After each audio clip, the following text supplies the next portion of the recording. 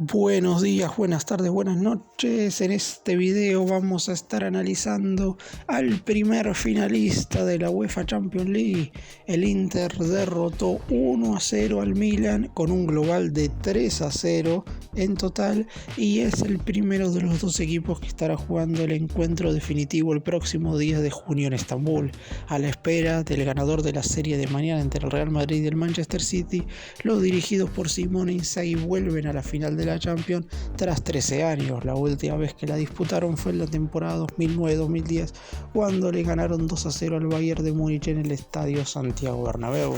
En esta ocasión, en un partido muy chato, así lo quiso el Inter, luego de la ventaja de 2 goles en el cotejo de ida, no había necesidad de arriesgar demasiado para los conducidos por Inzaghi y terminaron nuevamente llevándose el triunfo, esta vez por 1-0, con un tauto de Lautaro Martínez a los 30 minutos del segundo tiempo, en lo que quizás terminó siendo una de las pocas situaciones de gol que hubo en el encuentro, porque en general no hubo ocasiones para ninguno de los dos equipos para convertir. Fue un partido bastante malo, el Inter lo quiso jugar de esa manera para que el Milan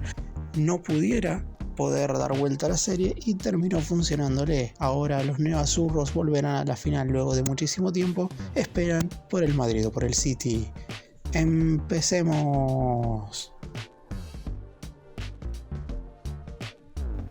Vamos a comenzar repasando las formaciones de los dos equipos italianos. Por el lado del Inter, conducido por Simone Inzaghi, cero sorpresas. El TT decidió poner exactamente el mismo 11 que jugó el partido de ida y básicamente el mismo 11 y el mismo esquema con el cual viene jugando toda la temporada, y seguramente también será la alineación con la cual intenta levantar la Liga de Campeones el próximo 10 de junio en Estambul.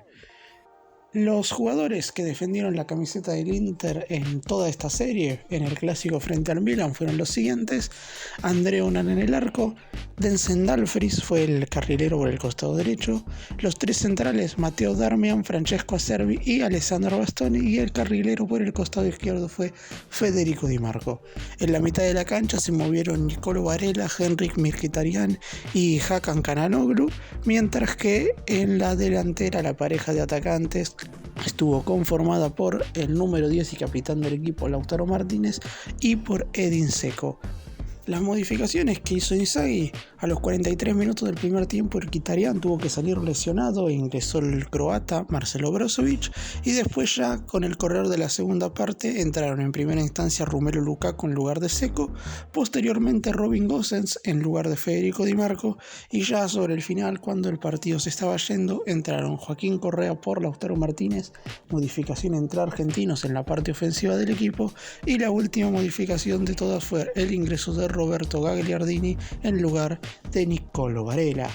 Por el lado del Milan, 3 modificaciones hizo Stefano Pioli en relación a los 11 que habían jugado el partido de ida. En la zona defensiva no estuvo el danés Simon Kjær, que estuvo en el banco de suplentes, y quien sí jugó fue el finlandés Malik Thiaw, que lamentablemente tuvo que salir lesionado mientras corría el segundo tiempo. Después, como ya todos sabíamos, iba a volver a la titularidad Rafael Leao en lugar de Benacer, lesionado en el primero de los partidos, por lo cual ni siquiera pudo estar entre los suplentes. Y la tercera modificación fue el ingreso del brasileño Junior Messias para jugar en lugar del belga Alexis Saelemaekers. En cuanto al 11, el estilo sí se mantuvo más allá de estos 3 cambios que mencioné recién. Milan siempre ha jugado con un 4-2-3-1 bastante clásico, con Mike Maignan en el arco. Los 4 defensores fueron David de Calabria como lateral por la derecha, el capitán del equipo, la pareja de centrales Malik Thiaw y Fikayo Tomori, y el marcador de punta por el costado izquierdo fue Theo Hernández. La pareja de mediocampistas centrales Rade Krunic y Sandro Tonali.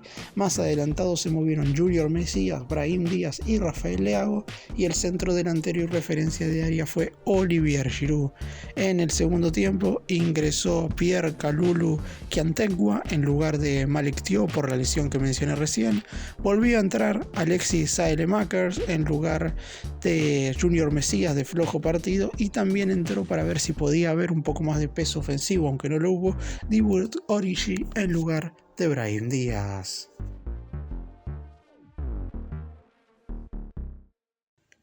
Vamos ahora a hacer un análisis de cada uno de los dos tiempos que se jugaron por separado. El primer tiempo fue verdaderamente aburridísimo, ninguno de los dos equipos decidió arriesgar. El Inter obviamente porque ya tenía la ventaja y no tenía ninguna necesidad de ir al frente a buscar la victoria, teniendo en cuenta que hasta perder por un gol le servía para meterse en el encuentro definitivo. Por el lado del Milan, claro está, no quería que le sucediera lo mismo que le pasó en el primero de los partidos, donde prácticamente se terminó definiendo la serie. Dos errores del equipo dirigido por Stefano Pioli y dos increíbles aciertos del conjunto conducido por Simone Inzaghi terminaron decretando el triunfo del Inter por 2-0 en el partido de ida, con goles a los 7 y 10 minutos del primer tiempo. Ahí prácticamente, si bien faltaba todavía muchísimo, faltaban 170 minutos para terminar la serie, prácticamente la llave estaba terminando de definirse. En esta oportunidad, en la primera parte, el Inter apostó a un juego en el cual el Milan tuviera la pelota, pero no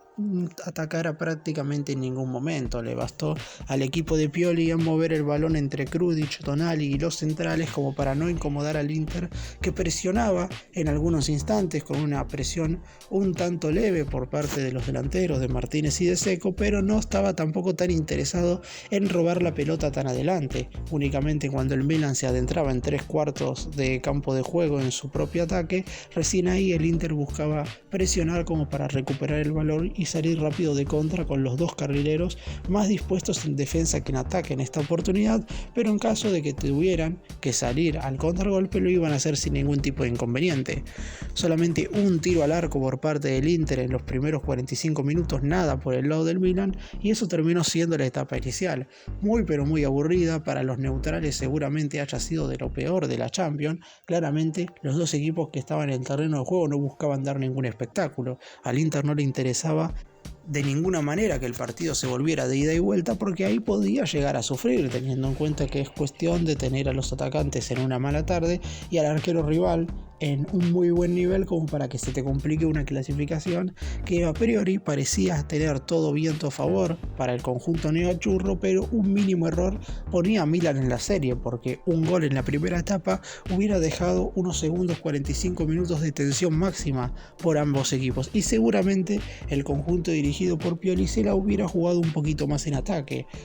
porque lo que hay que tener en cuenta es que en ningún momento el Milan terminó arriesgando. Las 3 modificaciones que hizo el DT fueron futbolista por futbolista en relación a su posición dentro del terreno de juego. Ya como dije, al Inter no le hacía falta arriesgar y no lo hizo de ninguna manera. En el cierre de la etapa inicial sufrió la lesión de Mkhitaryan, veremos en definitiva qué es lo que tiene, aunque casi todo el plantel del Inter va a ser cuidado de cara al cotejo final frente al ganador de la serie entre el City y el Real Madrid, aunque hay que tener en cuenta también que el Inter está jugando la final de la Copa Italia contra la Fiorentina, por lo que todavía puede levantar 2 títulos en esta temporada. Por el lado del Milan, en el segundo tiempo quizás no hacía tanta falta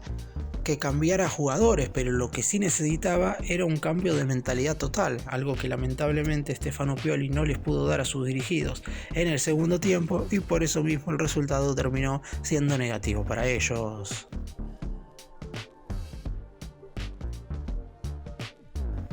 Quizás lo que más sorprendió es que en ningún momento el Milan quiso arriesgar. Si nos vamos a los números finales, terminó siendo todo mucho más a favor del Inter, que no necesitaba llevarse puesto a su rival porque ya lo había hecho en los primeros 10 minutos de partido del encuentro de ida. 15 remates en total para el Inter, no al arco, sino el total de intentos en general contra tan solo 5 del Milan, y 4 tiros efectivos al arco, sí, para los neoazurros, solamente 1 para el conjunto rosonero. Es decir, si ese tiro efectivo hubiera ingresado, que fue un remate tapado bien por Onana en la parte baja del palo izquierdo, no lo hubiera alcanzado porque hubiera ganado el encuentro tan solo por 1-0 y aún así el Inter hubiera clasificado. En cuanto a fouls cometidos, también el Milan hizo muchísimas infracciones, algunas de ellas sin sentido, 22 contra 15, y en cuanto a la posición, sobre todo por lo hecho en el segundo tiempo, el Milan terminó teniendo más tenencia de la pelota, 56% contra el 44%, algo que obviamente al Inter no le importaba, no solamente en este partido, sino que al elenco dirigido por Inzaghi en general no le importa tener tanto el balón, sino lo que se hace con ella en los momentos en los cuales sí tiene tenencia un tanto más continuada. En la segunda parte hubo que esperar hasta los 30 minutos del segundo tiempo para finalmente el gol de Lautaro Martínez, luego de una muy buena jugada en ofensiva. Parecía que se ensuciaba en un principio, pero entre Romelu Lukaku y Lautaro Martínez lograron hacer que el balón quedara limpio para el atacante argentino, que definió de zurda abajo al palo derecho de Magnan. Para mí hay cierta responsabilidad del guardameta porque no pudo atrapar un remate que estaba en su palo y el Inter pasaba a ganar por 1-0. Y ahí sí, los últimos 15 minutos estuvieron totalmente de más. El Milan bajó los brazos. No es que durante el partido los haya subido demasiado en cuanto a sus intenciones, pero por lo menos siempre estuvo en serie, con la posibilidad latente de que si marcaba un gol estaba a tan solo un tanto de poder meterse en el tiempo extra y posteriormente tratar de clasificar a la final con un gol más, o tratar de pasar al encuentro definitivo por medio de la tanda de penales. Esto finalmente no sucedió. El Inter, como durante todo el partido en general, más allá de alguna que otra situación cercana que pudo tener el Milan, se terminó metiendo en la final al ganar los dos partidos. Y hay que también tener en cuenta algo: 4 partidos jugaron el Inter y el Milan en esta temporada, la 2022-2023. No solamente que el Inter ganó los 4, sino que el Milan no le pudo convertir ni un solo gol. Y esto demuestra un poco para qué están los dos conjuntos, por lo menos a esta altura de la temporada. La realidad es que el Milan, si bien es cierto que tuvo algunos momentos positivos, como fue claramente la eliminación en cuartos de final contra el Napoli, y dejó afuera nada más y nada menos que al campeón de la Serie A, aún así siempre el Milan pareciera en esta serie por lo menos que estuvo un paso por debajo del Inter en todos los sentidos. Es verdad que los neazzurros aprovecharon su momento. La realidad es que si en ese primer tiempo, en los 10 primeros minutos del partido de ida, no hubieran marcado 2 goles, seguramente la llave se hubiera decantado por otro lado totalmente. Pero hay que hablar de lo que sucedió y no de lo que pudo haber sucedido. Y la verdad es que el Inter va a estar en Estambul jugando el partido final, estará tratando de buscar su cuarta Champions League en toda la historia, y ahí veremos para qué está hecho. Un solo partido contra un rival que a priori será mejor, porque siempre en la previa dijimos que el ganador de la serie entre el Real Madrid y el Manchester City iba a ser el favorito en el encuentro final, pero al Inter no hay que subestimarlo porque sabe muy bien lo que hace dentro del terreno de juego. Mañana a la misma hora en la que hoy jugaron Inter y Milan, estarán en el Etihad Stadium el Manchester City y el Real Madrid definiendo la segunda semifinal. Recordemos que en el partido de ida igualaron 1-1 en el Santiago Bernabéu, por lo que quien gane este cotejo de vuelta se meterá en la gran final del torneo e enfrentará al Inter en el cotejo definitivo a disputarse el 10 de junio en la ciudad de Estambul. En caso de persistir la igualdad, habrá tiempo extra y posteriormente definición por penales para